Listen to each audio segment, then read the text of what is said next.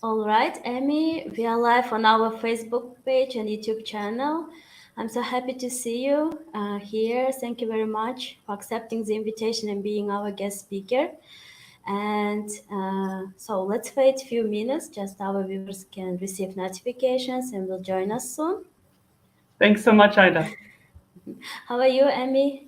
I'm doing well. I'm here in Nebraska where the weather is unseasonably warm for November. Usually it's so much colder right now, but it's dark out in the morning where it's 7 a.m. here, it's 7 p.m. there. So we're starting our day. You've already lived your day there. It's extremely cold here in Kyrgyzstan. Really? What temperature Yes. is it there usually? I'm not sure about the temperature. Too But cold. it's cold, yes, it's too cold. Oh, our viewers already join us. Good evening, dear friends, Bishkek American Center online visitors. Thank you very much for joining our session, and we are very excited to continue our virtual US state tours. And today we are going to visit Nebraska State, and it's my great pleasure to introduce our guest speaker, Amy Lillis. She is a diplomat at the US Embassy in Turkey, who has lived in Pakistan, Nigeria, India, Venezuela, and Washington, D.C. She has traveled a lot, including all over Kyrgyzstan. She grew up in the state of Nebraska and enjoys talking about the unique aspects of her home state.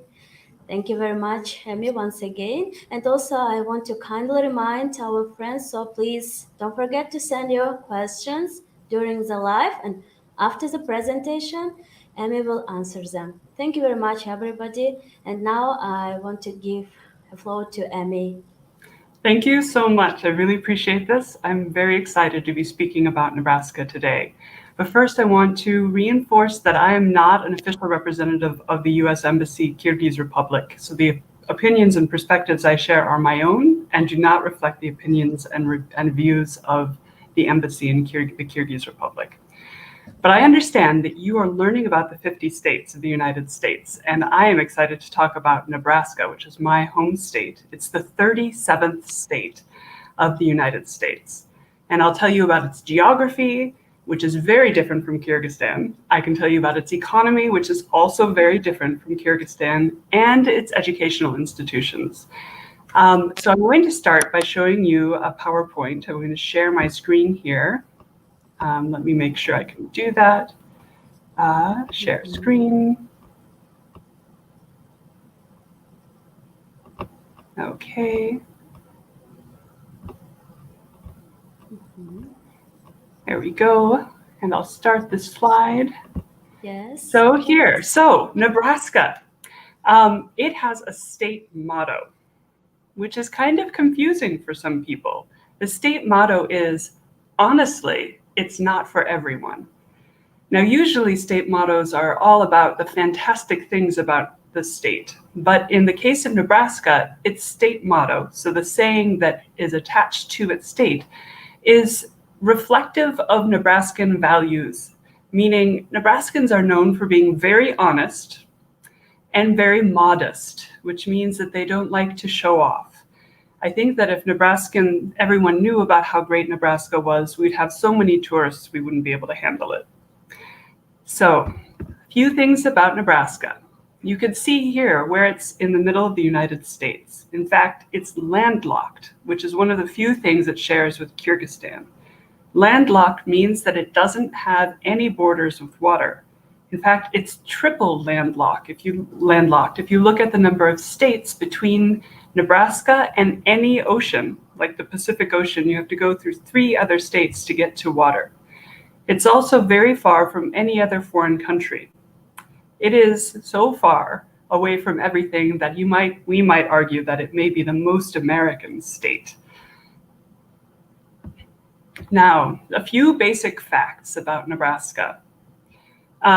It is the size of Kyrgyzstan, exactly. If you put the country of the Kyrgyz Republic and the state of Nebraska next to each other, the land that they each cover is about the same. It's 200,000 square kilometers. And like I said before, it's landlocked. If we go back to that, you can see that because it's so far away from any other border and from the water, in the 1800s, the 1860s, there was a campaign, an effort to have the United States Capitol moved to my hometown in the middle of Nebraska, because people said it was safer than being in Washington, D.C., where it was on the water and therefore more susceptible, more at risk for being attacked. Clearly, that did not happen. There are almost 2 million people in the state of Nebraska, which is 1/3 of the population of Kyrgyzstan. So it's a lot fewer people in Nebraska, and it's flat.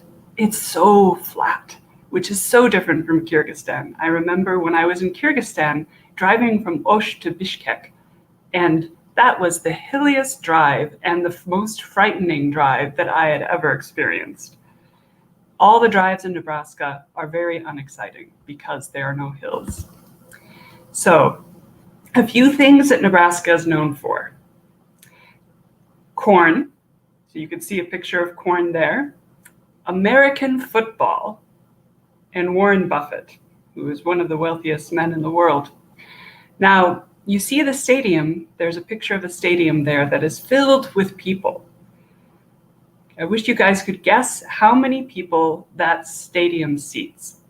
When it is full, and it is always full whenever there is a game, there are never any empty seats, it is the third largest city in the state of Nebraska, with 90,000 people seated there. So do you know any other famous people from Nebraska? You might have heard of Malcolm X, who was a civil rights activist. His name is synonymous with the push for rights for Black Americans. And he was born, and he lived in Omaha, Nebraska, which is the largest city. Also, there's a famous comedian named Johnny Carson, who was born in Nebraska, and Willa Cather, who is a famous female author from Nebraska. And many of us have to read her books when we are in elementary school. So I'm going to talk about the topography of Nebraska. Topography means the surface area, the top, what it looks like. So how the elevation changes. I was telling you that it was super flat. Indeed, look at Nebraska compared to the topography of Kyrgyzstan. In Kyrgyzstan, you have so many mountains, and that's where the darker red is, the maroon color on the map. But in Nebraska, you can see it barely gets to be red because it's flat. Now, I understand that Kyrgyzstan means the place of 40 tribes, Kyrgyz. In Nebraska, it has a meaning too. The name of Nebraska means flat water in one of the local languages of the local tribes in Nebraska. And let's look at that. So these are pictures I took over the last week in Nebraska. I'm here on vacation visiting my family from Turkey. And you can see, yes, it's both flat and there's water. So the river on the left is the Platte River, which means in French, flat. And there are no rapids. There's no way you could go rafting on there, but it's very good for watering land. Now, one of the reasons Nebraska is very important in US history is because it was one of the starting points for the movement west. So most of the United States, when it first was settled along the eastern coast, where you have the famous states of New York and Massachusetts and New Hampshire. That's where people first arrived from Europe. And then they gradually moved west. The states didn't all exist then, so you could see the borders there on the map were not established at the time that people started moving west. You might have heard of the gold rush. That's when gold was really became a very popular resource and was, I don't want to say discovered because it was always there in California, but people started moving toward California in search of gold. Have you heard of the Mormons? The Mormons, those of the Latter-day Saints Church of Jesus Christ, was a religious population, it is a Christian community that was persecuted in the United States and was in search of a place where they would not be persecuted. So they moved west and they followed something called the Mormon Trail.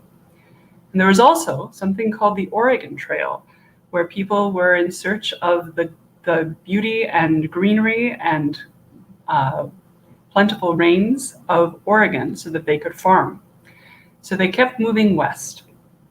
And they all moved through Nebraska. You can see in the middle of the United States, there's Nebraska, and there's a place called Fort Kearny. That was one of the fortresses used to protect people along the way. And I am from where Fort Kearny is located. So I grew up with all of that history. So there, let's look at the people that came through Nebraska. So originally, the population in Nebraska was largely Native American. This is before the movement of the French and the Spanish came in for trading purposes in the 1600s and 1700s.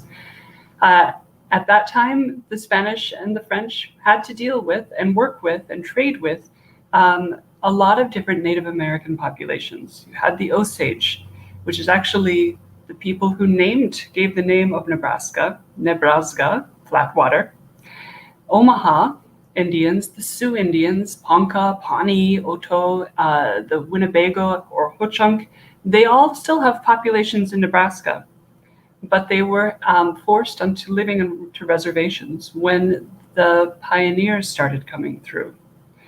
It was an effort to keep them from access to their natural owned land so that the pioneers could farm and take on land ownership in a way that the Native Americans did not believe in or understand or use. It was a very different understanding of what land meant to people. So the pioneers came through, starting in the mid-1800s, even through the early 1900s. And they were largely German, from the Czech Republic, Swedish, or Irish. And we still have a lot of people with those backgrounds in Nebraska still. You could see pioneers is a good word to know because it doesn't just refer to people who are moving through new territory. It also refers to people who are moving through new ideas. So you could be a pioneer in technology, discovering new technology, just as you can be a pioneer in new lands. The pioneers were from all over the place, but one thing that they had to deal with was the reality of living in Nebraska. Now I want to go back to the pictures. You see, there aren't a lot of big trees in Nebraska. There are trees along the rivers. You can see the one on the left and in the middle, because the forest fires, the land fires, the prairie fires couldn't get to the trees on the river. But most of Nebraska has no trees, which means they had to find something else to build their homes with. They built it out of dirt. We call them sod homes. That's the layer of dirt underneath the grass that is very thick with roots from the grass, and so that it stays together and you can build homes almost like building out of bricks. So even in the early 1900s, people lived in sod homes, like you can see in the middle of that picture there. Now, since the pioneers started coming in the 1800s, we've had new populations still come to Nebraska. We only have 2 million people, but we have a lot of diversity. So in the 1890s, a lot of Black Americans moved from the South to Nebraska. And in fact, one of the first branches of the National Association for the Advancement of Colored People, which is an association to promote rights for Blacks, was started in Nebraska. In the 1940s, we had Greek Americans come through and helping with building the highway system. In the 1990s, we received a lot of refugees from Iraq, especially Yazidis. And we had the largest population of Yazidis outside of Iraq in Nebraska. And we also now have refugees from all over the world. There are a lot of Sudanese and Burmese, Iraqis, Iranians, and Somalians. So I wanted to briefly talk about the main economic drivers in Nebraska. So it is We definitely rely on agriculture. There's a lot of flat land, which means that we can farm a lot. Transportation, we move things through Nebraska and move them out of Nebraska. We have services and manufacturing. It's a great state to work in because there are always jobs. The unemployment rate is really low. It's 3.5% unemployment. That's one of the lowest in the country, even during COVID. That's the number right now, 3.5% unemployment. And the per capita income is around $31,000 a year. That's different than the average income, which is around $59,000 a year. Lots of opportunities to work, and it's a very affordable place to live. So I'll tell you briefly about agriculture. If you move around Nebraska, all you see are fields, huge fields. It becomes dangerous to drive because the corn is so high that it blocks your view for other roads. So the United States exports a lot of agricultural products, and of the things that it exports, Nebraska contributes a lot. So while we're famous for our corn, we actually produce a lot of the US soybeans. In fact, we produce the most soybeans of any state, around 9% of what the US exports. We also produce a lot of meat. There are cattle farms everywhere, and you can smell them. They smell terrible when the wind is blowing from the south.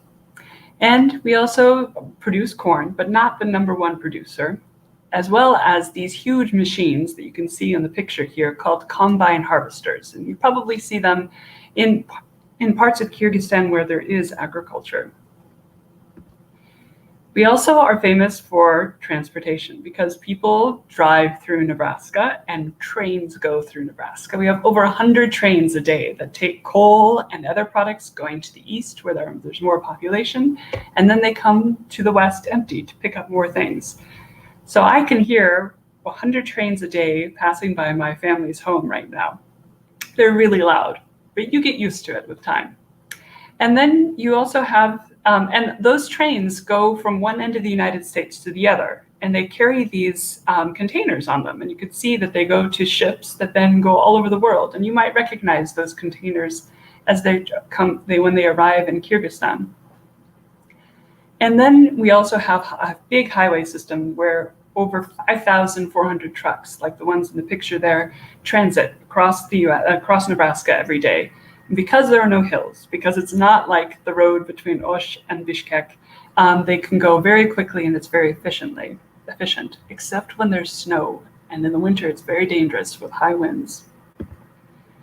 The last thing I wanted to mention before going to questions and answers is the education in Nebraska. We have a lot of universities and colleges, and it's super affordable. Because they're public, the tax monies from local tax money pays for it, and they really appreciate having international students because of what the international students contribute to the education there. A lot of people in my hometown came from overseas. They went to study business or nursing or a whole range of things at the university where I live, and they decided to stay here and contribute to the local economy. Sometimes often they go back to their own country. Sometimes they start new businesses here, and it's really diverse. The reason my family came to Nebraska was because of the university system. My dad had been in the Army and decided he wanted to become a librarian. So he studied library sciences, got his degree, and moved to Nebraska where he got a job as a librarian for the university. And so I have a lot of fondness for the educational institutions here. They're really high quality, they're really affordable, and they have a lot of opportunities. So with that, I'm going to turn it back over to Aida and to you for any questions you might have. Mm-hmm. Thank you very much, Amy, for the wonderful presentation. It was really interesting. And also the last slide about the educational opportunities is now very popular because this week we celebrate US Education Week. So yeah, have this program. I think everyone will be very interested. And thank you very much, Amy, once again. It was really great to know about Nebraska State. And the first question for you, what is the climate and weather of Nebraska State? Oh, that's a really good question. So first of all, if you're from the Kyrgyz Republic, you would have no problem living in Nebraska because you're used to this. I know it's really cold there right now. And in the winter in Nebraska, it gets really cold too. Usually it's very, like the Kyrgyz Republic, it's dry cold. It's not a wet cold, so it doesn't get under your skin like in some places where it gets cold. And it's very windy and can be very snowy. There can be blizzards sometimes, so lots of high snow, but that's not every winter. It depends on the season, on the winter. And in the summers, it can be very hot, but it's a dry hot, so it's not humid. You won't sweat a lot. But the fall and the spring are beautiful. They're really gorgeous. You can see in the spring, all of the fields turn green. The weather is perfect for going outside, and a lot of people do outside sports and outdoor activities like fishing and hunting are very popular.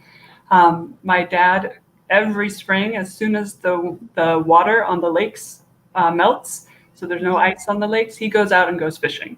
So we have fish, so much fish to eat for the whole year. In fact, I complain about it sometimes because isn't there anything else to eat here? But it's very easy to enjoy yourself outside. And because it's flat, it's great for biking. There's an annual Bike Across Nebraska race because Nebraska goes when you go from the west, where it's closer to Colorado, which has mountains, and you go all the way to the east, it actually is going slowly downhill and so it's really fun. Mm-hmm. Oh, cool. Thank you very much, Amy. And what is the highest hill in the Nebraska? How how much meters? The highest hill, and it's a good word for it. There's no mountain in Nebraska. The highest hill is on the far western part of Nebraska. So the part that is closer to Colorado and Wyoming. In fact, to get to the highest hill, which is about 3,500 feet high. Mm-hmm. To get to the highest hill, you have to go take the road into Wyoming and then come back into Nebraska. There's no direct road from Nebraska. So my dad and my dad and I have collected high points in all the different states. So I've been to all 50 states in the United States and had a chance to go to the high points of many of them. And Nebraska is beautiful because of the view. Once you get there, you can look into Nebraska, you can look into Wyoming, and you can look into Colorado and see this beautiful prairie. Wow, it's cool. Thank you very much, Amy. The next question: what kind of foods is Nebraska known for? Oh, okay. Nebraska is famous for its steak, meat.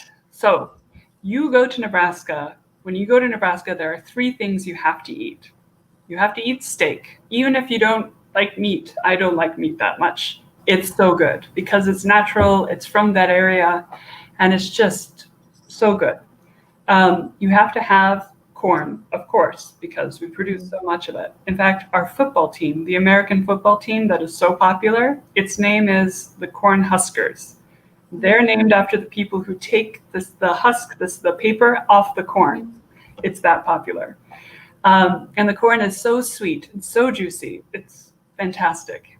And the other thing you have to have is something called a runza, which sounds weird because it's not an American English word. It's a Czech word that we've started using. So the people who came, the pioneers from the Czech Republic, came and they brought their food with them, just like all the pioneers did. We are really lucky in the US. We have a lot of diverse food. But the runza is famous in Nebraska because we have a fast food chain, just like McDonald's or Burger King or Wendy's. There's a chain of restaurants that's fast food that's from Nebraska and in Nebraska only, and they serve something called a runza. The runza is about that big, so it's big. Like for me, I'd have to have it over 2 meals. My brother, who is way bigger than me, can eat it for half a meal. And it's a meat pie. So it's bread with inside you have ground beef, you have onion, you have cheese, and then spices. It sounds really simple, but it's so good. In fact, so good, my grandma, who's not even from Nebraska, she's from Wisconsin, and maybe you've already learned about Wisconsin. Whenever we go visit her, she wanted us to bring runzas because they're that good. So when you come to Nebraska, you'll see the runza sign right next to McDonald's and Wendy's, and you have to go there and try it. Oh, it's very interesting, and it seems very delicious. It is I really have to good. try it. Thank you very much, Amy, for the recommendations. Um, how other states call people from Nebraska? Can you say that again? Sorry. How other states call people from Nebraska? Oh, so people from Nebraska are called Nebraskans. Nebraskans. And so you add an N and S. So we're Nebraskans. Sometimes people, like I said, we're so famous for our football team, they just call us Cornhuskers instead. Ah, interesting. Thank you very much, Amy. The next question: what are the main tourist attractions in Nebraska? Oh, okay. I'm going to, there are a few things. I'm going to look up a picture so I can share that with you Mhm. right now. But one of the things is, uh, let's see, going to, one of the things that's famous in Nebraska is the state house, the capital of Nebraska. So the capital of Nebraska is beautiful. It's super tall, and because everything is flat in Nebraska, you can't you can see the capital for miles and miles when you're on the road. And the let me go back so I can see you here. And so it's beautiful. It was built in the 1930s. It has this very pretty Art Deco style. And on the very top of the building is a man called the sewer. And it's sewer, not Sewer, like sewing clothing. Mhm. It's sewer, Sower, which is the person who throws seeds out to plant. So he is throwing seeds onto the ground to plant corn. And so he's up on the very top of this building, representing what Nebraska is really about, agriculture. And it's a beautiful building. Another thing you need to see, and I'm going to share my screen here again so you can see um, what I'm going to talk about, is something called Carhenge. Oh, And like yeah, Stonehenge, so if but you've it's a heard of car. Stonehenge, exactly, Stonehenge in England, this is Stonehenge replicated with old cars. And someone, a private citizen, decided they wanted to make this into a monument. And you can travel to see this in Nebraska, and many people do. Other things that you want to see in Nebraska are, oh, let me stop sharing. Uh, the other things you want to see in Nebraska are the sand hills. Now, they're not, it's not a desert. When you look at it, you're like, oh, that's not sand hills. It's actually a desert covered with grass. So it's all sand underneath, covered with grass. So it looks like rolling hills, but there's no way you can plant anything there because it's only sand underneath. And it's beautiful. So people ranch. In fact, there are huge buffalo ranches there where you can see buffalo, just that enormous buffalo wandering around. And it's a place where there are very few people because it's just not very easy to live there. So there's less than one person per 5 square kilometers in the sandhills. But you want to go there because it's so beautiful. It is so isolated. It's so empty. It's like some parts south of Isikul in Kyrgyzstan, where you only see the land and the hills and the sky. It's gorgeous. So that's one place you want to go to see.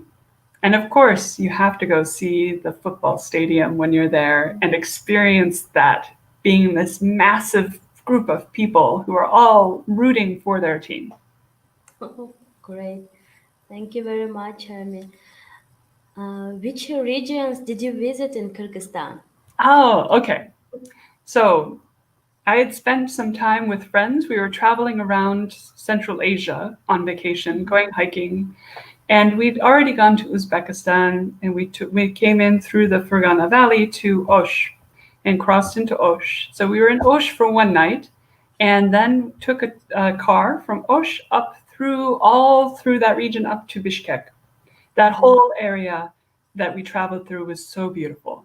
I was scared because the driver was really scary. Like he just was. I couldn't have driven through the mountains. I was thankful for him, but wow. I was looking out the window to distract myself from being afraid, and it was so beautiful. The mountains, the valleys, the green. It was so green. And then we got to Bishkek, and Bishkek is like the Paris of Central Asia. I was so impressed. It's so much. There's so many parks. There's so many cafes. It's so easy to walk around. It felt alive. It really was a nice change from other places we'd been. And we wanted to stay there even longer than we did. We stayed there for 3 nights. And then we went from along the road to Isikul to Karakol and spent time hiking in that area. So got to the lake, but also a little beyond to go hiking in the Karakol area. And it was cold, but it wasn't as cold as I was expecting. And once you start moving and hiking, you're fine. The food was really good. We had a lot of stew and the vegetables from the area, and of course the meat. I was really impressed with that. But my favorite thing, I have to admit, was the bread. The bread is so good. I could have eaten I wanted the stew only so I could have something to eat my bread with. It was Yes, so good. I understand you. Yeah. Thank you very much. So, did you try local foods? I mean, ashlampo in Karakol. Yes. Uh-huh.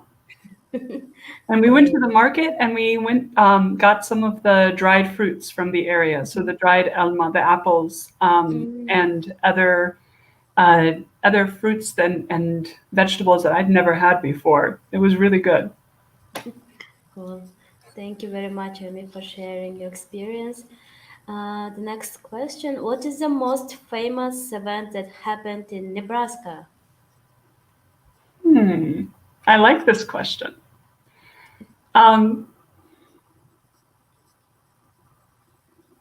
Nebraska is not, because it has a very small population, there aren't really a lot of things that have happened that are super famous. But there are a few things that are worth noting. One of them is that there have been battles. There were battles in the 1800s between the military and the Native American population. So there are a few sites of battles in Nebraska where those happened. And it's to go to those sites is actually, those historical sites is useful for us to remember what our history was and how much we need to do to improve our record and relationships with our own populations. There's also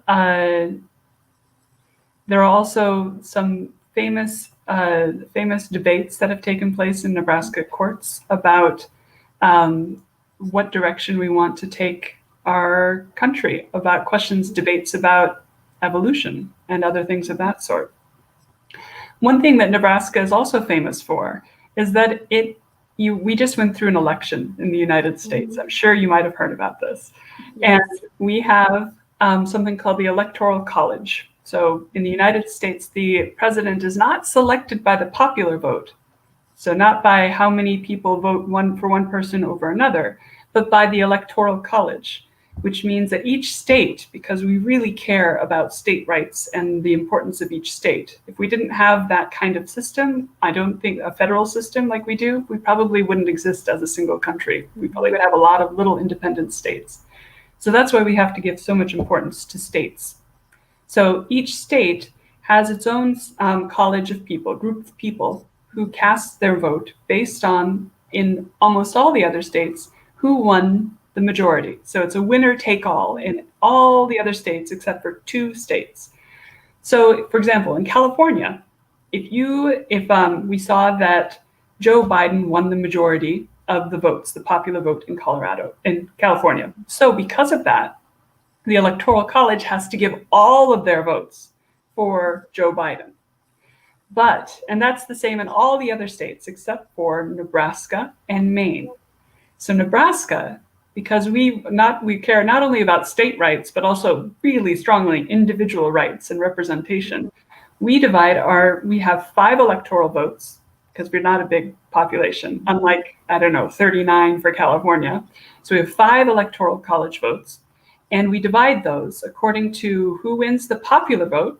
So we give 2 of those votes to who won the popular vote in Nebraska. But then we have 3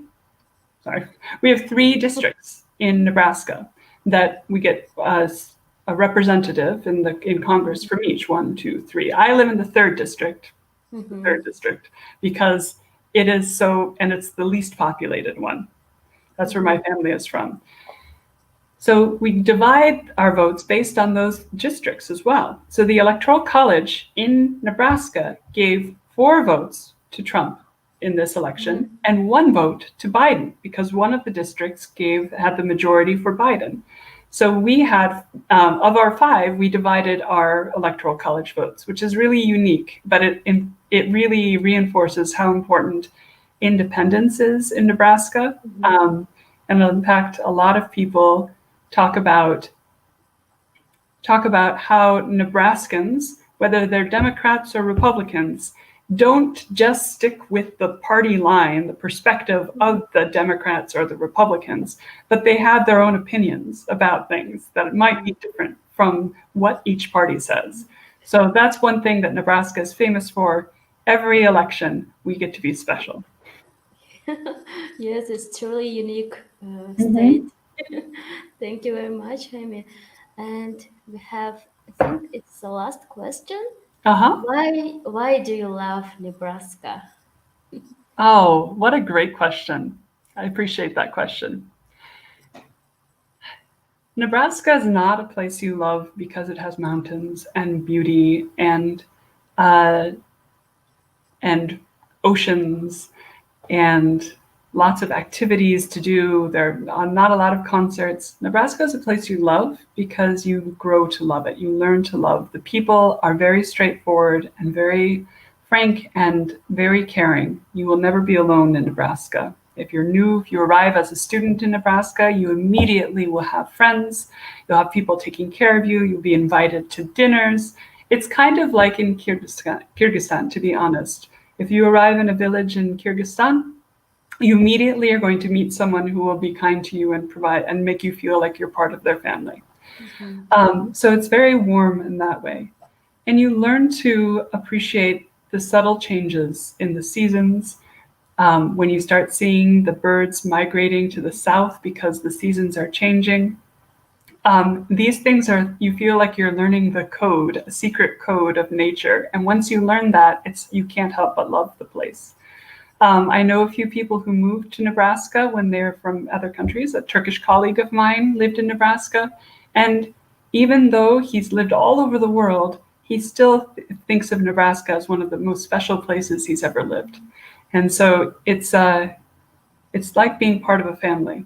And that's why I love Nebraska. Oh, thank you very much, Amy. What a great words about Nebraska. Thank you very much.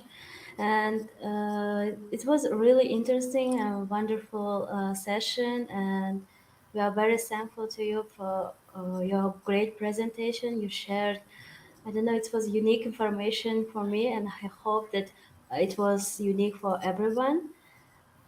Oh, where is your one question? Okay. Sorry. Hi, Amy, Ida. Thank you for the presentation. How's the preparation for winter holidays now in Nebraska? Oh, that's a good question. So I'm here on vacation from Turkey, and I'm here in part because my mother has a special birthday coming up this week, tomorrow, and also because of Thanksgiving, which is one of my favorite holidays that is starting next Thursday. So Thanksgiving is a holiday where we give thanks for what we have, for our families, for our friends, for our good health, hopefully. And it's the last Thursday of every November. And it's a holiday that became official because of Abraham Lincoln. So it's a long-standing American holiday. And we prepare by, we already have our shopping list ready because all we do is sit around the table and eat a lot of food. We also, in Nebraska, usually have a football game to watch on Thanksgiving. That's a special thing. So after you eat your food, then you watch football and sit around with family. So, but beyond that, of course, there's also the Christmas holidays that are coming up at the end of November, at the end of December. And usually the rule is that you have to wait until after Thanksgiving to put up your Christmas holiday decorations. So you wait until the day after Thanksgiving to put up your Christmas tree and put up your Christmas lights and put up your Christmas decorations. Apparently, that rule has changed since I've been out living somewhere else. So I'm back here and I go for walks with my mom and I see that they already have Christmas decorations outside people's homes and on their lawns. They've started so early. So it's really important, and Thanksgiving decorations too. A lot of people have big plastic turkeys in their windows, which is one of the symbols of Thanksgiving. And so in Nebraska especially, holidays are really important, especially now during this time of COVID, where we're not gathering with our friends and family for holidays, but instead staying with our nuclear family, our parents and our siblings, instead of getting together with others to be safe. And so because of that, I think that we're also seeing a lot more exuberance and excitement about putting up decorations, because that's one way of communicating during this time of COVID. Oh, great. Happy upcoming holidays, Amy. Thank you so much. And please say happy birthday to your mom. All the best warm wishes from I'll tell her that Kyrgyzstan she and has love. birthday greetings from Yes, Kyrgyzstan. Thank you. thank you very much. So please stay healthy, Amy, with your family. Thank you very much for this wonderful presentation. It was really great to have you today. And it's time to say goodbye to everyone and have a great weekend. And see you in our next session, dear friends. Bye bye, everyone. Thank you so Please be much. safe. Take Happy care. birthday to your mom, Amy. Thanks a And lot. bye. Bye.